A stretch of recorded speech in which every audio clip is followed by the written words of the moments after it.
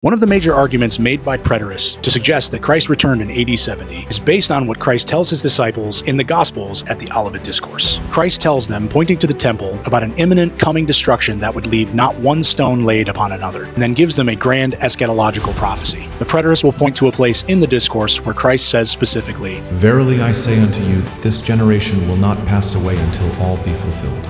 That to say that all of this end-time phenomenon would be fulfilled either in part or in whole in AD 70, claiming that it's tantamount to Christ's return. Now, the first problem with this argument is that this generation could refer to the generation in the prophecy, a future generation, rather than the generation of people listening to the prophecy. But an even bigger problem is found in Isaiah 7:14. In Isaiah 7, God gives a prophecy to the prophet Isaiah to present to Ahaz, king of Judah, regarding a geopolitical problem in that time that threatened the security of Judah. God tells Ahaz that he would take care of these kingdoms, and he does it through the famous prophecy of the virgin birth. Isaiah 7:14 reads, "Behold, a virgin shall conceive and bear a son, and shall call his name Emmanuel. Before the child shall know to refuse the evil and choose the good. The land that thou abhorrest shall be forsaken of both her kings." So, wait a second. This prophecy was originally given with a very specific historical context happening 700 years before Christ. As verse 15 and 16 tells us, this would be fulfilled in the time of the king of Judah. So herein lies the dilemma for the preterist position. The preterist argues that in the Olivet Discourse, there's a specific historical context with historical events that verifiably took place and a warning of its imminent fulfillment.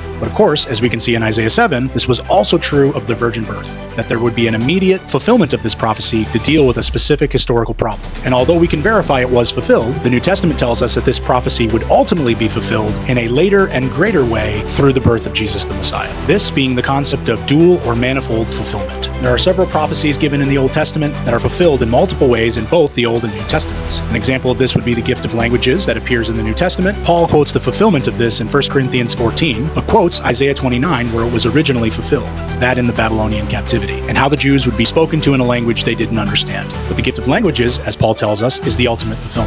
Or you can consider Samuel's blessing upon David's seed in 2 Samuel 7, which would be fulfilled immediately in Solomon, his son, who would become king of Israel, but ultimately in the coming Messiah whose reign would never end. And because of this phenomenon of manifold fulfillment, we can recognize that what Christ told his disciples in the Olivet Discourse would encompass historical cataclysmic events that verifiably happened, but also a later and greater fulfillment sometime far in the future when the premillennial view expects Christ to return.